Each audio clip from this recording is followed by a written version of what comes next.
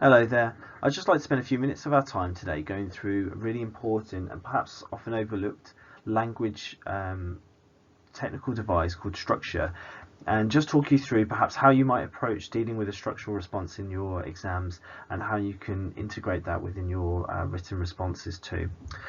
It falls into both the GCSE English Language and GCSE English Literature exams, and as you can see, AO2 for English Language, explain and comment on, analyse how writers use language and structure to achieve effects and influence readers. And actually that's where your job is to be mindful of the fact that the use of a structure, the order of information we've been given, or put it another way, the information or the information we have not been given could influence the way that we read a text and understand a text. For English literature, it's much the same. Analyse the way that, in this case, language format and structure used by the writer to create meanings and effects. So much the similar kind of way. How do they use structure to help influence the reader's reaction to the text? Just a couple of things here that actually, when we think about structure, it is the putting together of parts or elements of to form a whole text. So it's how that information you have been put together. I often think about structure as like a Lego kind of model, that actually the way in which you use different pieces at different times, we might all build a house, but it will look differently depending on the structure that we apply, the different pieces we put in and how we put them in. For those of you that are in my class, you might be familiar with the story that I tell you to demonstrate what structure is, about a boy who goes into a supermarket with a can of Coke to help his friend. And the whole purpose of that is to illustrate the same story told in a different order does begin to influence how we interpret. The thing that you need to be mindful of is that this is often a deliberate choice by the writer. And so your job in the exam is to talk about that specifically. What are the deliberate choices being used by the writer, and how is that being conveyed? The purpose is always to engage the reader, but please never use the expression "it makes the reader want to read on." There's nothing that fills an English teacher's heart with more dread than hearing that expression. It means absolutely nothing. The job that you need to think about is how we're being manipulated. What is our focus at different points during the text, and how is that being shaped by the writer's choices? Now, you may have seen this one. This is a very famous narrative structure, and it can be applied to a lot of different text. This one might be more useful when thinking about English literature, about how well a text or a story follows this kind of narrative. It's written by, was coined by somebody called Todorov, and very simply, we start off with some form of an exposition, the normal kind of day-to-day business for whoever we're feeling. So if, let's say, you're talking about an inspector calls, it's what is the normal family life set up at the beginning. You know, they're by the table, they're having a fun dinner, and they're celebrating. The problem comes in though when the inspector comes along, and he begins to ask them difficult questions and starts challenging them on their knowledge and experience of Eva Smith. And as that goes through, the action rises in perhaps tension, if you like, and that continues through most of the story, most of the text, until we get to the climatic elements to the play. So in this case, you know, you might talk about how when Eric reveals his involvement with Eva Smith, and then usually once that climax has taken place, there is a falling in action, perhaps a falling in tension to a resolution.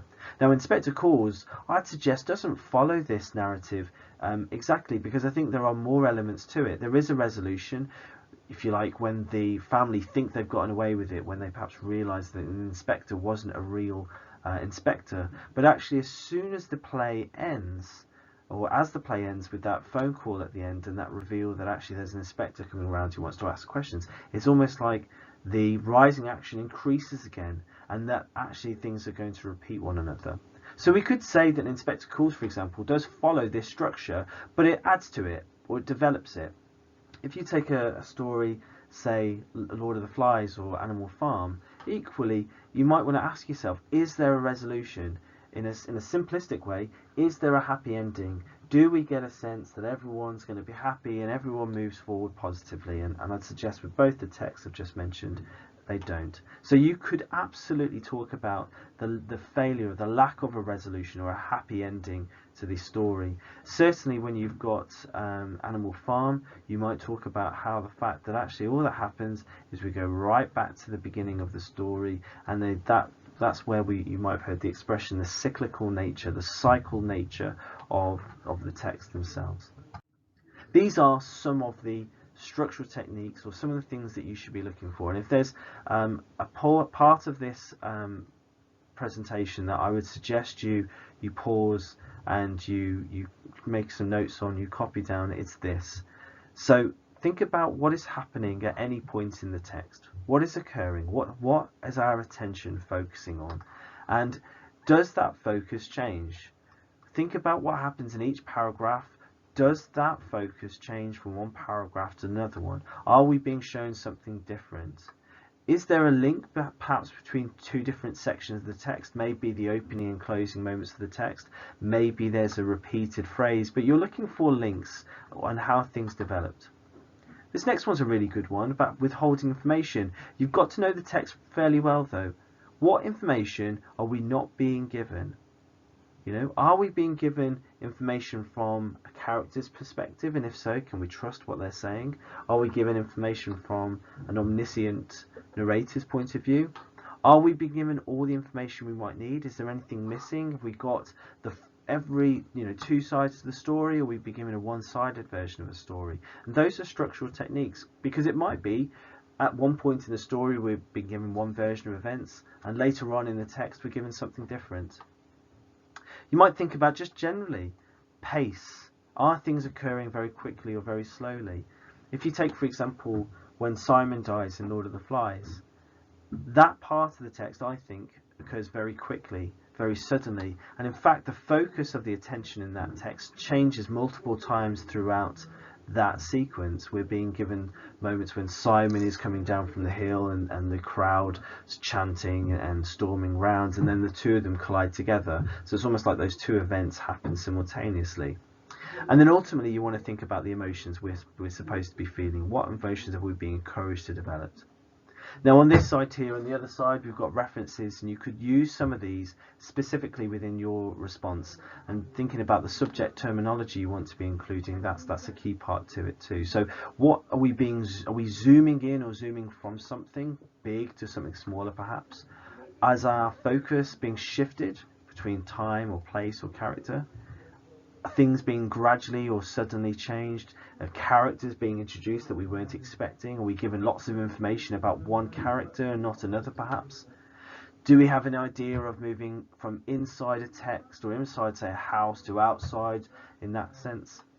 Are we being given external actions and internal thoughts within our writing too? Do the points of view change?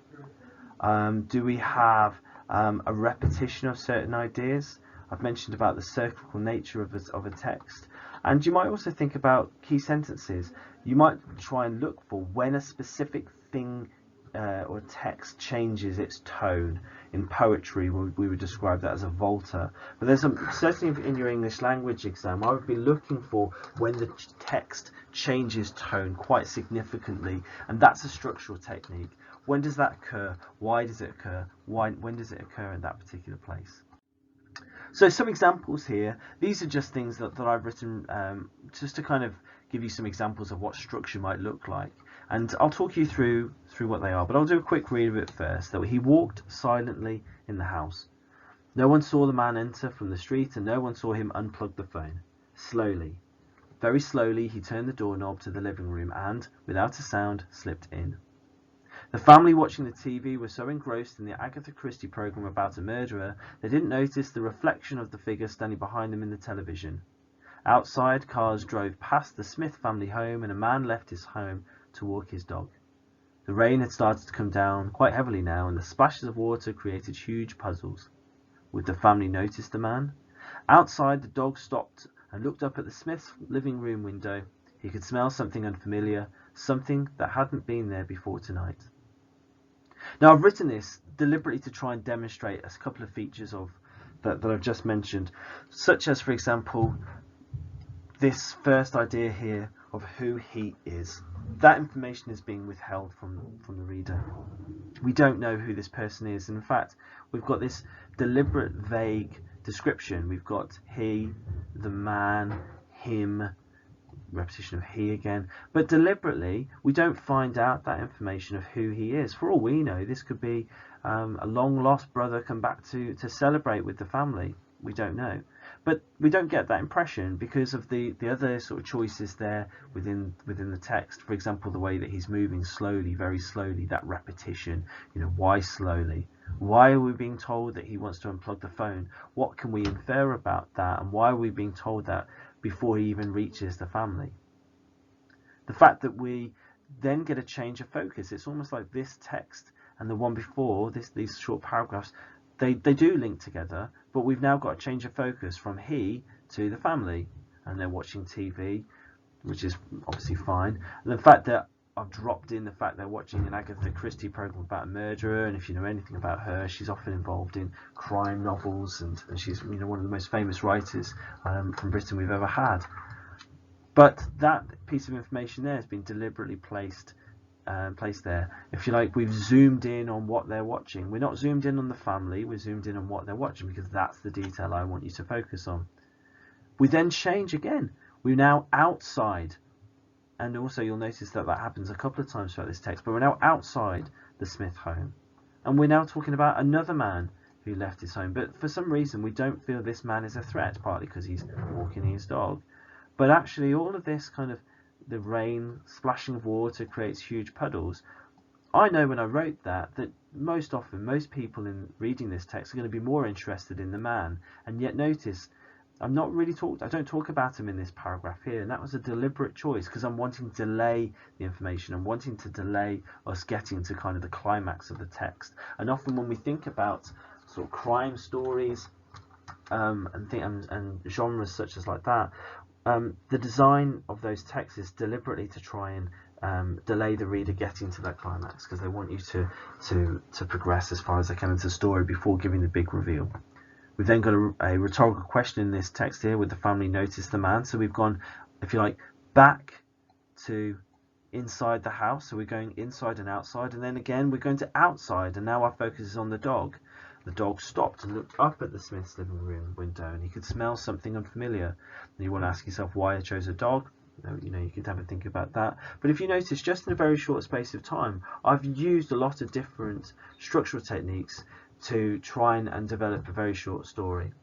I'll give you another example now of, and I won't go through this one perhaps as much detail, but here, if you look at here, how this first sentence or two gives us actually the ending of the story at the very beginning. She would never forget the day she won that trophy. It wasn't an easy win, but she made it, victorious despite the trouble she faced getting there. Now notice once again, I haven't told you who she is. All I've said is I've just repeated the pronoun she, but again we don't get a suggestion that she's somehow evil or ominous. But what I'm telling you is that she's won the trophy. I'm telling you the ending right at the beginning.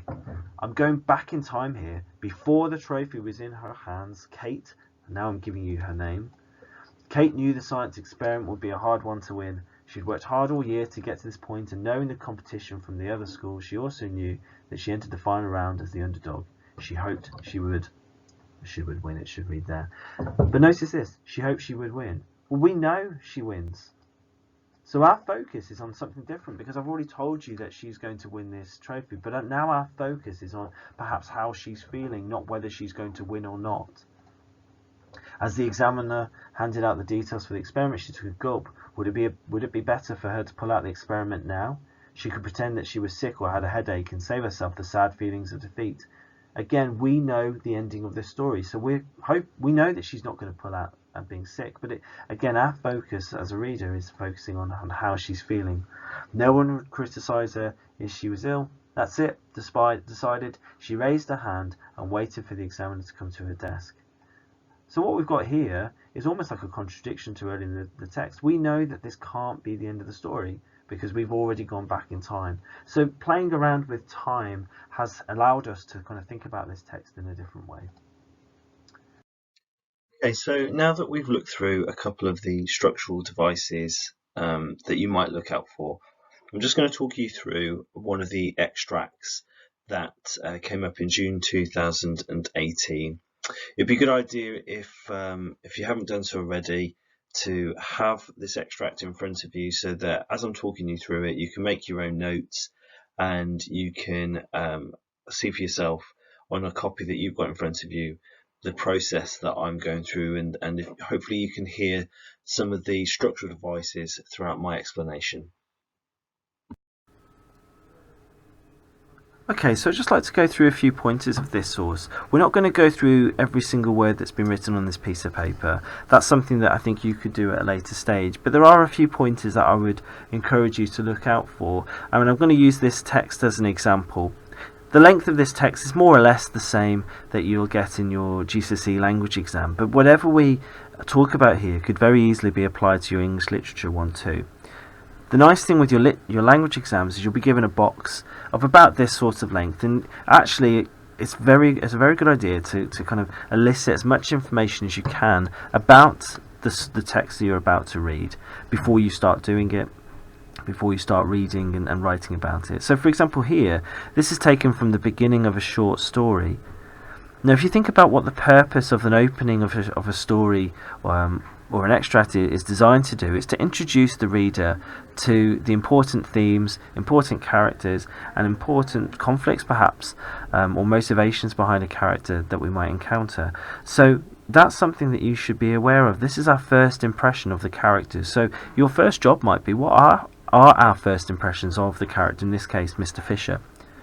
Secondly, we're told that it's Mr. Fisher, who's a teacher of English for 40 years and he works at a grammar school for boys.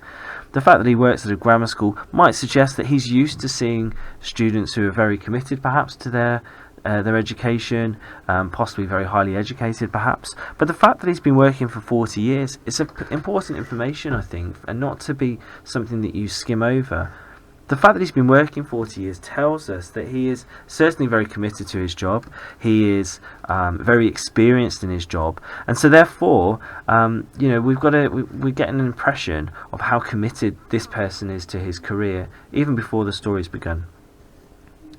Now, as I said to you, this is the beginning of a short story, and that's what I would be expecting to see in a response regarding this text. And if you have here that we've got, and let's think about what information we get about Mr. Fisher right from the start of this story, that Mr. Fisher lived alone in a small terraced house in the centre of town. He did not own a car and therefore preferred to do as much as he could of his weekend marking in the form room after school. Even so, there were usually 2 or 3 stacks of books and papers to take home on the bus. So what information have we got? Well, we've got the fact that he lives alone and that he lives in a small terraced house. He doesn't own a car. He chooses to do his weekend marking before he goes home on the bus, but even so there's lots of marking that he takes home anyway. What we're not given is an impression of Mr. Fisher as somebody who lives a very extravagant, perhaps even exciting life. We get this person who lives quite a meagre life, who lives alone. And we're not told why he lives alone. But that might be maybe a conscious choice of him, that he's so committed to his job, maybe he hasn't got time for other people, or maybe his family have moved away. But our focus of this paragraph is to establish what type of character we've got. Somebody who doesn't live that kind of, as I say, extravagant, flamboyant lifestyle. Like I say, it's not like we're told he owns a Lamborghini or he lives in a mansion. We're given this impression of somebody who lives a fairly normal, fairly uneventful life. And the fact that he is using his weekend to mark stacks of books tells us that he is very committed to his job. Marking, I'm sure many of your teachers will say to you, is a very necessary part of their job, but is also a very time-consuming part of the job. And certainly it's something that, to do with your weekend, it's your own free time, just like as I'm sure it is for you. We then move forward and we're given information that the focus has been changed, and we've got the fact that it's been a disappointing term at Sir Oswald's, and that's the school that he works at. And we've got, for most of the boys in 3F, creative writing was on a par with country dancing and food technology. The suggestion there being, because they're boys, they're not likely to enjoy those type of activities. And notice this word here, this kind of conscious writing decision to kind of help introduce some sort of narrative voice. Oh, he tried to engage their interest, but books just didn't seem to kindle their enthusiasm as they had been in their old days. Bear in mind he's been a teacher of 40 years. It might suggest that actually the students that Mr. Fisher has taught in the past have been really interested and excited when it comes to reading and writing. That idea is progressed even further, that he remembered this time. Perhaps it's the old days, and surely it wasn't so long ago, but we're getting told the importance of books and stories for Mr. Fisher. We've got their golden imagination sword.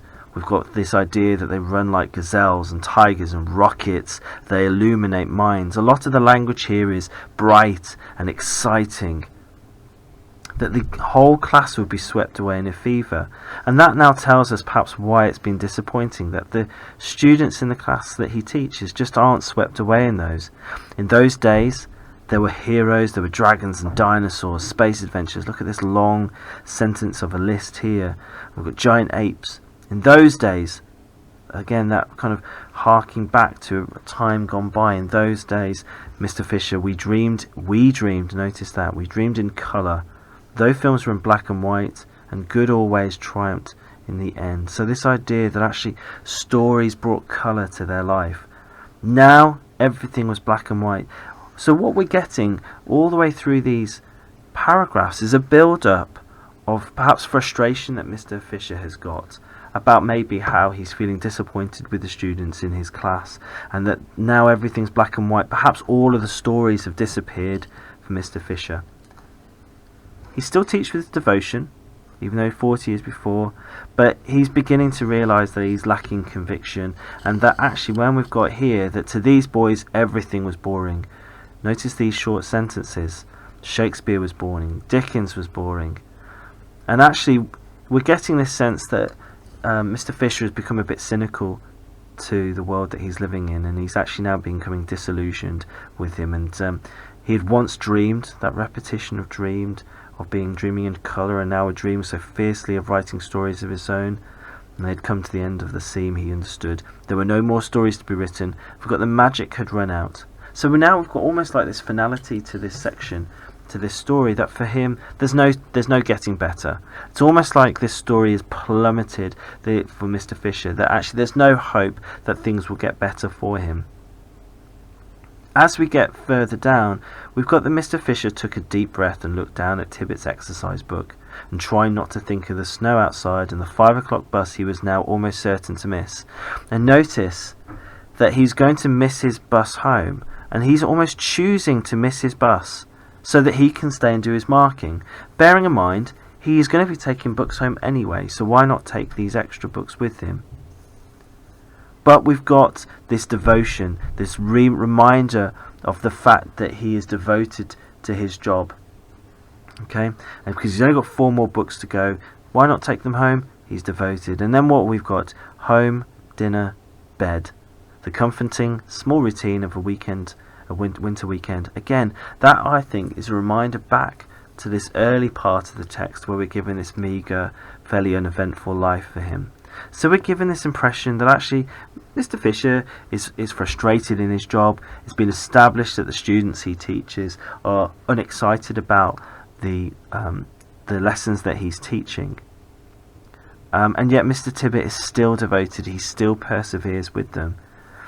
And then we've got gradually sitting in the warm classroom, and there's a slight change of focus here, partly suggested by the word but gradually. We've got this warm classroom, a smell of chalk and floor polish in his nostrils, sort of change of kind of focus into more sensory language here. We've got this strange sensation. It began as a tightening in his diaphragm.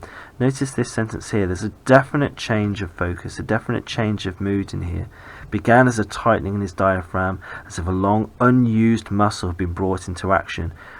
Perhaps this unused muscle is referring back to how he felt previously about stories, that actually this muscle, this excitement is being brought forward.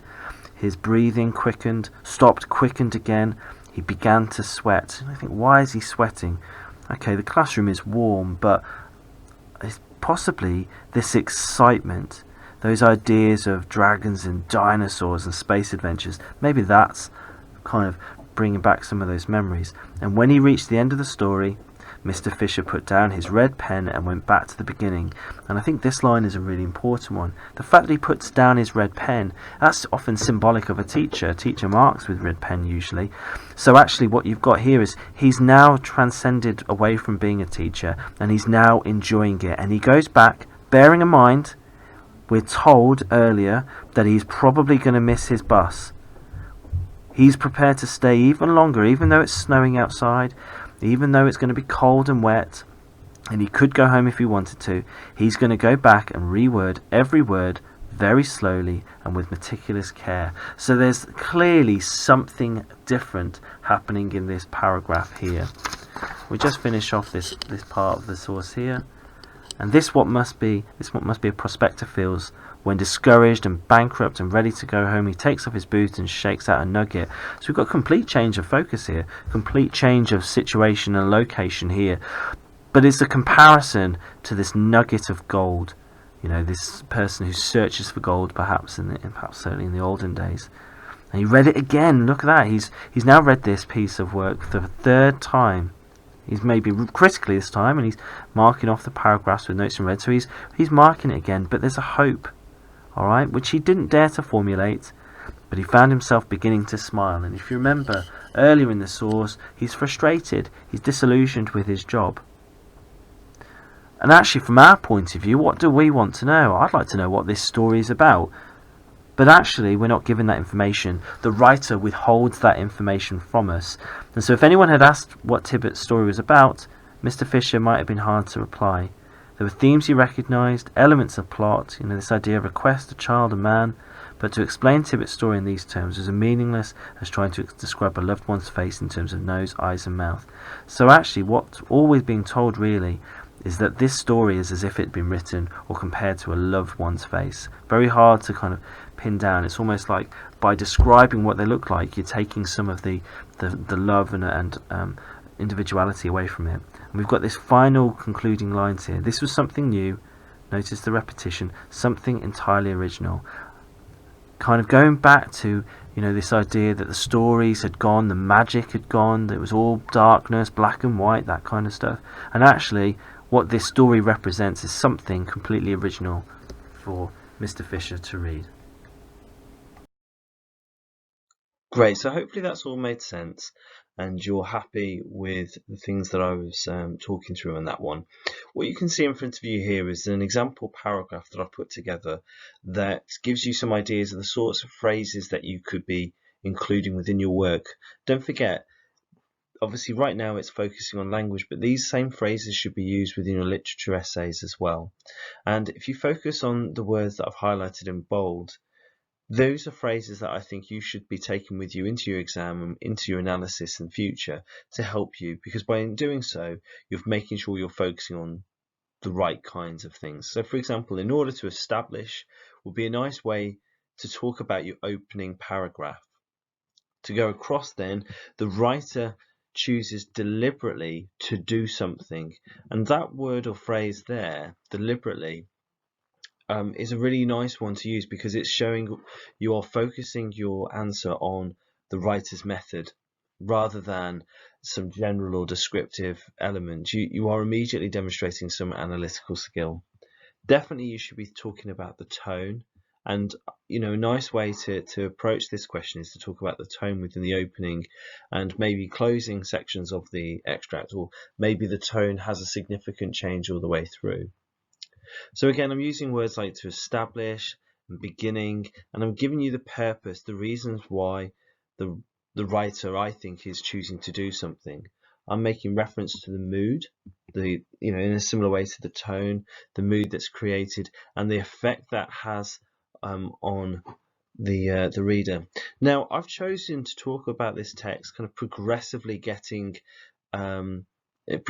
moving towards a certain feeling or a certain emotion that the writer is trying to create. That doesn't necessarily mean you have to go through each paragraph chronologically. You may decide in your response that you want to take a different approach, but certainly it doesn't harm you to think about how things develop throughout the text. You know, do things get increasingly worse or better? Do things become increasingly enjoyable, or the opposite, that kind of stuff? And it allows you, by using words like progressively, increasing, decreasing, you're again able to show very quickly changes in the way that the writer is using the structural techniques. You'll notice I've used things like by withholding any indication from the reader earlier in the extract. I'm using those structural methods that I mentioned in the previous slides as well. And again here, like I said, making references and links between both the opening and the closing extracts. The other thing that you'll notice, hopefully, are the number of different quotations that I've included. I've tried to put lots of different quotations from lots of different parts of the extract within my response. Now, you don't have to use maybe as many quotations as I've included here, but what I've tried to do is for every single point that I make, for every single time that I make reference to a structural technique, I've tried to accompany that with an embedded quotation. And notice that every quotation I've included forms part of an overall sentence. So it feels like it is part of that sentence. It's not an add-on. It's not trying to draw attention to the fact that it's a quotation. I'm just trying to seamlessly include it within my writing too. Now, what you have in front of you, I would suggest, is a response that would be certainly into the upper bands of a structural question. For this one, in language, you've only got, I would say, between 10 or 12 minutes to put a response together for this one. But don't forget, by talking about structure, you certainly are able to pick up marks in your literature essays alongside question 4 on both paper 1 and paper 2. Don't forget, they both ask for you to explore how methods or techniques are conveyed or shown. And I think particularly for language paper 2 question 4, talking about structure is certainly a really fantastic place to go. Now, I hope that this session has been useful to you. Obviously, if you've got any questions, you're very welcome to send me a message when at school, and I'll happily help you out. And certainly feel free to use the resources on this PowerPoint, revisit it from time to time, so you can have a look and revise, an area which traditionally students say they struggle with. So thank you for listening today. I hope you found it useful, and let me know if there are any other videos that you'd like your English department to create for you, and we'll put them together for you as soon as we possibly can. All right, best of luck for your exams, everybody. Bye-bye.